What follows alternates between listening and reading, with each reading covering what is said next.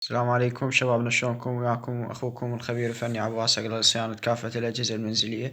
اليوم عندنا تجربة علمية للصف السادس العلمي الاحيائي التطبيقي، ويانا الأستاذ حسين راح يشرح لنا على هاي التجربة. طبعا هنا عندنا محولة راح تحول لنا الكهرباء من 220 تخرجها إن 12 فولت، بس تعطينا شنو هو؟ تيار متناوب. طبعا التيار المتناوب متغير المقدار والاتجاه، فراح يولد لنا قانون أو أحد قوانين تجربة فاراداي اللي موجودة. عندنا هذا الملف الابتدائي اللي مربوط هسه مباشرة على التيار المتناوب. تيار متناوب قبل القنطرة، بالضبط. قبل قنطرة التوحيد. وهاي هنا هسه ذني المخارج منها من هذا ذني الطنة دي سي. دي سي. هسه راح هسه احنا رابطين على الاي سي. رابطين على اي سي، فعلى مود شنو هو يصير عندنا دائما تغير بالفيض المغناطيسي. فاحنا هسه شنو راح يتوهج عندنا احنا المصباح. طبعا احنا هنا 2 دايودات رابطينها، فنريد نبين تاثير معامل الحث الذاتي او القلب من الحديد المطاوع على ظاهره الحث المتبادل.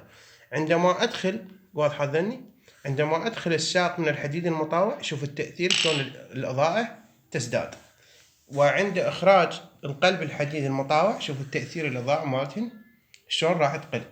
فعندنا احنا هاي شوف، لان هذا قلب الحديد جاي يجمع الفيض المغناطيسي، فراح شنو هو يصير هنا عندنا طبعا هنا ملفين مفصولات. هسه شوف من مفصولات. خرجته من قلب الملف شنو هو شوفها. فصلت الاضاءه مالتهن.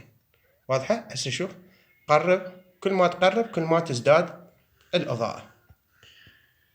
يعني هاي نقل الطاقة لاسلكي. بالضبط.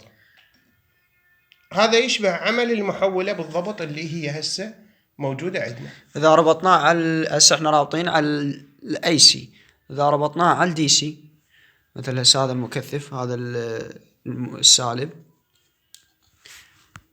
وهذا الموجب، فشوف احنا ما راح يشتغل عندنا ما راح يشتغل بحالة وحدة، عندما يصير اكو وجود وجود اكو حركة.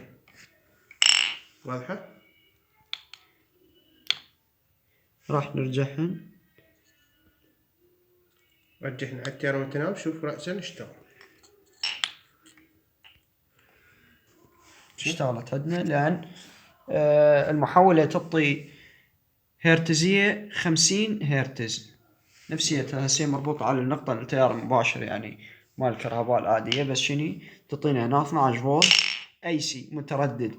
فهذا الاي سي المتردد بتقطيع، يعني بدال موسفتات ودائرة اوسيليتر عندنا هو يعني نفسية التيار بتقطيع، فمن نخليه بالملف ما يحتاج دائرة اوسيليتر وموسفتات حتى نقطع التيار يجينا متقطع لأنه هو اي سي متقطع من اساسه.